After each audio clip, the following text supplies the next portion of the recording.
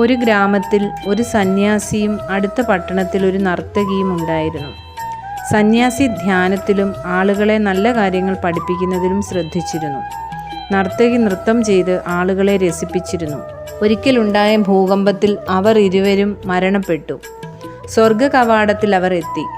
നർത്തകിക്ക് സ്വർഗവും സന്യാസിക്ക് നരകവും വിധിക്കപ്പെട്ടു. സന്യാസിക്ക് വലിയ സങ്കടവും ദേഷ്യവും ഉണ്ടായി. അദ്ദേഹം മാലാഖമാരോട് നർത്തകിയെ സ്വർഗത്തിലേക്കും തന്നെ നരകത്തിലേക്കും അയക്കുന്നതിൻ്റെ കാരണം അന്വേഷിച്ചു. മാലാഖ പറഞ്ഞു, നർത്തകി വിശപ്പിൻ്റെ പരിഹാരത്തിനാണ് നൃത്തം ചെയ്തത്. തൻ്റെ കല അവർ ദൈവസന്നിധിയിൽ സമർപ്പിച്ചുകൊണ്ടാണ് അങ്ങനെ ചെയ്തത്. നിങ്ങൾ നല്ല കാര്യങ്ങൾ ആളുകളെ പഠിപ്പിച്ചുകൊണ്ടിരുന്നെങ്കിലും പലപ്പോഴും നിങ്ങളുടെ മനസ്സ് നർത്തകിയുടെ നൃത്തം കാണുന്നതിന് വേണ്ടി കുതിക്കുകയായിരുന്നു. പുറമേ നിങ്ങൾ നല്ല കാര്യങ്ങൾ ചെയ്തെങ്കിൽ